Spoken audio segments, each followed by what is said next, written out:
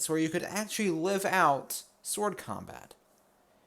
Well, look no further than Blade and Sorcery, available on Steam and Oculus client. Hey, what's going on, geeks? Maxusthebeast is here, and welcome to a brief little review of Blade and Sorcery.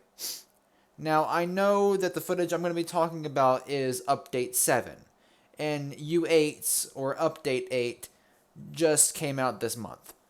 So, however, I'm not going to be talking about U8 currently because there's a lot of issues with it.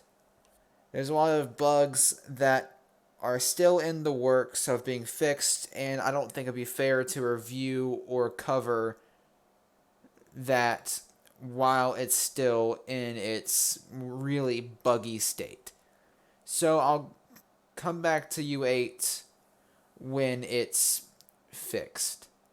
I might talk about this game again when U8 is fixed, or just sometime down the line. Just right now, I wanted to go ahead and explain a few reasons why U7, at least, Blade and Sorcery, is my personal favorite VR game. Now, I don't know if I've talked about this extensively in the past or not, but I have gotten really into VR in the past few months. I have a handful of games on Steam, even though Steam VR is being kind of weird for me. I've gotten into Pavlov, Gorn, as well as Drunken Bar Fight, but on the Oculus client, I have Blade and Sorcery, a couple smaller games that no one's really heard of, and Beat Saber. I love all of them. They're a lot of fun to play, but Blade and Sorcery stands above the rest to me. And while I enjoyed playing U8, it was so poorly optimized at launch. While I get that the frame rate is kind of chugging here, that's due to two things. One is this map is pretty extensive, and second is the fact that I'm recording. Due to the fact that recording slows down frame rate for a fair amount of games, and since VR uses a fair amount of CPU, recording on top of that makes the PC chug a bit more. So, apologies for unstable frame rate, but that's why. But back in my Mordau video I made a year ago, I talked about how much I loved realistic swordplay experiences, and that at the time I felt like Mordau was the greatest of the swordplay genre. And while it may be for keyboard and mouse, it's still a really good game. Don't get me wrong, I still love Mordau. However, in terms of pure swordplay, I think Blade and Sorcery does that job best.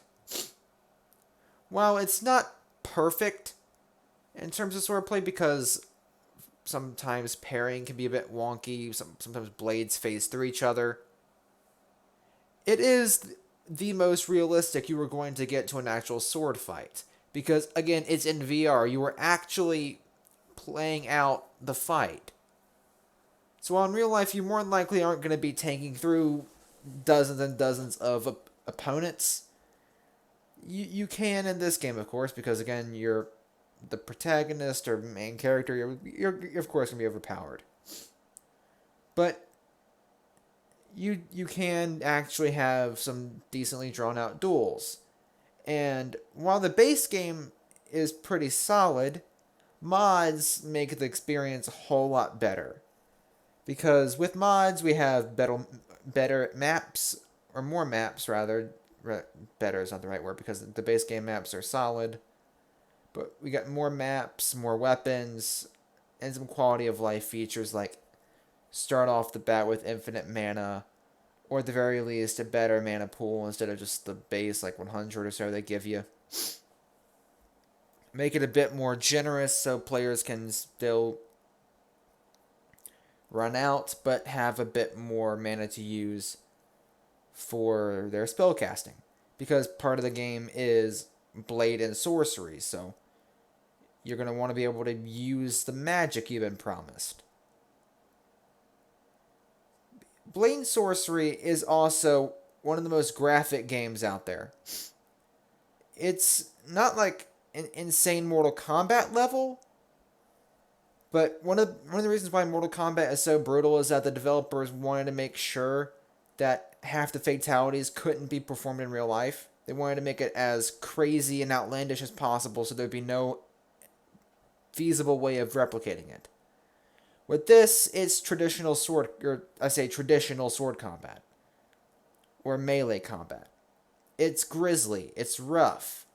Limbs are going to fall off. You're not going to have somebody explode into different chunks like Mortal Kombat, but you are going to have people losing their head, limbs, or just a lot of blood. And it's a pretty brutal game. But that adds to the realism and to the immersion of it. While there's no compelling storyline to keep you going, you can make your own storyline. Make each fight mean something to you. If you're into roleplay, you can pretend that you are, I don't know, a knight defending off hordes of barbarians. Or, in some cases, at least back in U7 with the Outer Rim mod, you can, I'm sure many of you have already seen clips online or just other videos, but you can have full-on lightsaber fights.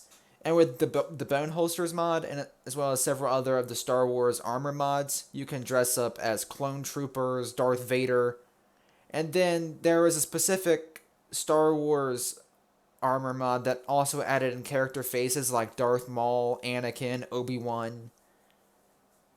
So you could be or theme your character after Star Wars characters.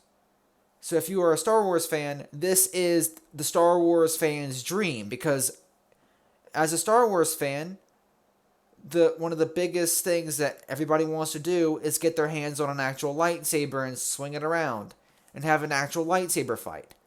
And combine the great swordplay of Blade and Sorcery as well as the magic side of it. You can use lightning, so that's like Force Lightning right there. But you can make a pretty solid Star Wars game out of it.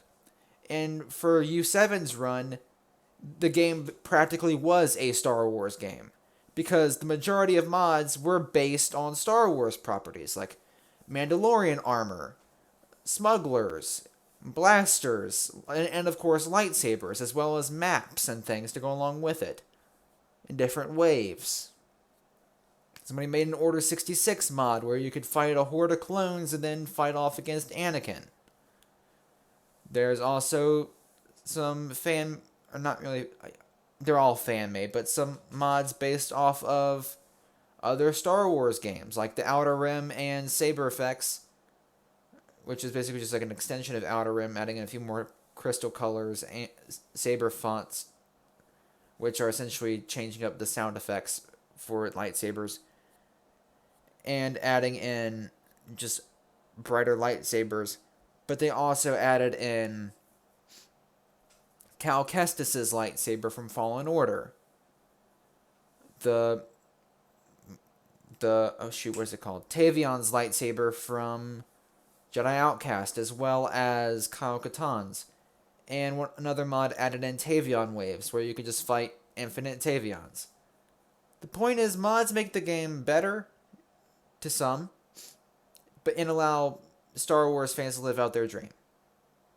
But if you're not a Star Wars fan, there's still a lot in the game for you. If you are interested in traditional medieval combat, again, there are several medieval mega packs for U7. And there are already some mods coming out for U8 adding in more weapons.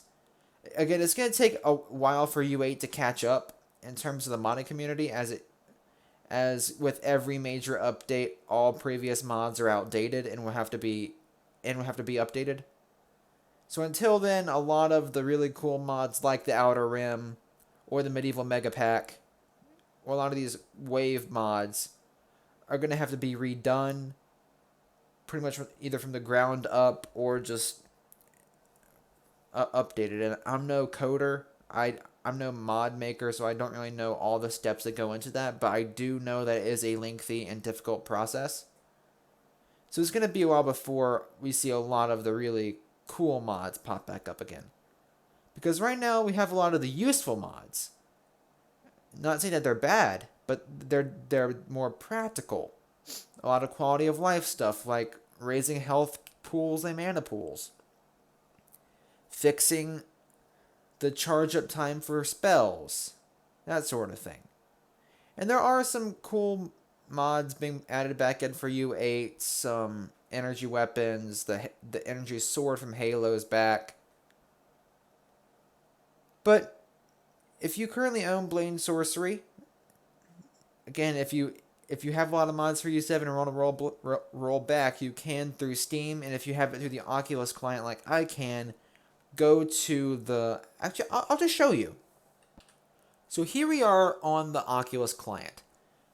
So right here is Blade Sorcery. I can go into my library and see, okay, there it is. If I were to go to details, oh, here's all this stuff. And it says version U7 because I rolled it back. Because I didn't know you could do this until literally the day of this recording. So you can roll back to the previous version. But normally I just thought it was going to be stuck at whatever current version it was. But what you're going to want to do is go to search, type in Blade and Sorcery. Then there, click on the game, of course, and scroll down until you see the version. It's gonna say U8. Click on that, and then click U7. And that is how you roll back on the Oculus.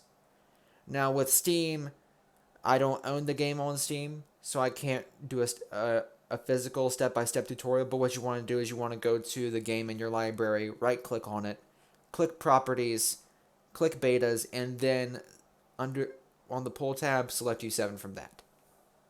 Again, this might sound like just a massive ad for the game, which, again, I will gladly vouch for it. I love Blade and Sorcery to death. It's a really fun game, and if you have VR, I'd recommend giving it a try, especially if you are fans of swordplay or Star Wars or, heck, you could be a fan of really any fandom. Because towards the end of U7's run, they added in some Naruto and Dragon Ball weapons and spells, so if you're a fan of those anime, you can use some powers from those series. So, really, there's a lot in it for anyone with the mods. And while base game is fun, the mods give the game life. Because by itself, there's just not a lot of content, which would be my only gripe for Blade and Sorcery. If you wanted to play the game purely vanilla, you'll have fun for quite a while, because even while it's pretty simplistic in terms of how much content's in the base game, that's part of the problem. It's pretty scarce. And once you do a few waves or just try all the weapons, there's not much to do afterwards. So that's probably my biggest complaint with the base game. And if you are playing U7, going back to play U7, then there's only one spell.